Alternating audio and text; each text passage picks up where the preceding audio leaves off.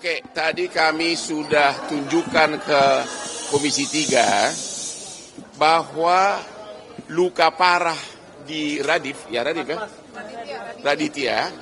itu berarti ada pelaku pihak ketiga. Lukanya begitu parah. Tapi kenapa dalam BAP penyidikan disebut luka ringan? Ada apa? Hai kau, saudara-saudara penyidik.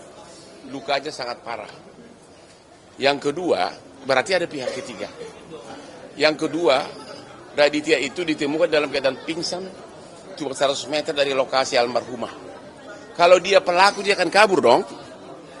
Ternyata waktu ditemukan pun si Raditya ini diangkut dalam keadaan pingsan ke puskesmas.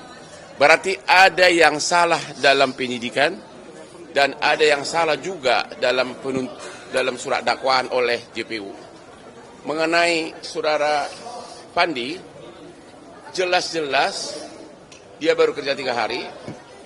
Yang kedua, di BAP maupun di persidangan diakui oleh para saksi bahwa Pandi itu bolak-balik nanya, itu apa isinya kardus itu, ya, bolak-balik sampai dia tanya ke kapten, tanya juga ke wakilnya Pak Tambunan, ya, dan itu sudah merupakan bukti bahwa dia tidak tahu. Padahal dan tidak ada saksi satupun yang mengatakan bahwa dia tahu. Tidak ada saksi manapun yang mengatakan dia tahu. Sama juga dengan Raditya. Tidak ada satu saksi pun yang melihat bahwa dia melakukan pembunuhan. Ya, dia pakailah lie detektor, dia pakai psikolog. Artinya ada yang salah dalam penyidikan dalam surat dakwaan di kedua kasus ini. Kita terakhir, Ibu silakan.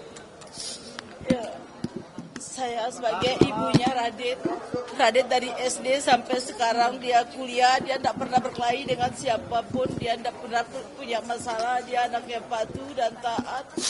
Batin saya sebagai seorang ibu sampai detik ini tidak percaya kalau anak saya melakukan hal yang sebesar itu. Anak saya bukan pembunuh. Jadi Ibu minta agar benar-benar Komisi 3 memanggil penyidik dan jaksanya. Saya minta kepada Bapak Presiden Prabowo dan Komisi 3 agar memanggil penyidik dan dengan seadil-adilnya untuk melakukan. Sekarang Ibu Pandi, Ibunya Pandi, silakan. Saya hanya bisa bermohon kepada Bapak yang mulia, Bapak Presiden, bantulah anak saya, bantulah saya. Saya nggak bisa apa-apa, saya orang yang lemah, saya orang yang teraniaya. Kami sekeluarga hanya kepada Pak Presiden, Bapak-bapak yang berhati mulia, yang bisa menolong kami, yang kasus anak kami yang rumit, dimakin rumiti, sudah kami tidak mampu.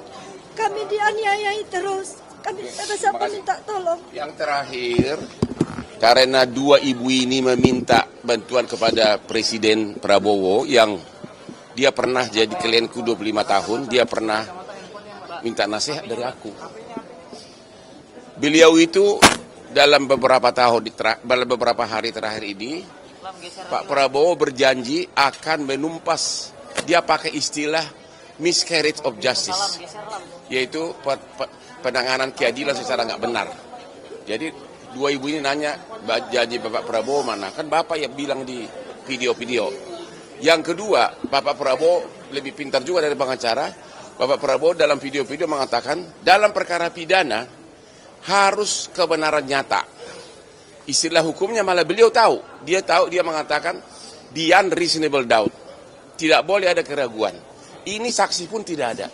Jadi sekali lagi, keluarga para terdakwa ini agar Bapak Presiden juga memberikan perhatian atas kasus ini. Janji Bapak Presiden menumpas miscarriage of justice. Janji Bapak Presiden yang mengatakan pidana harus beyond reasonable doubt, tidak boleh ada keraguan-keraguan. Download Tribun X sekarang, menghadirkan lokal menjadi Indonesia.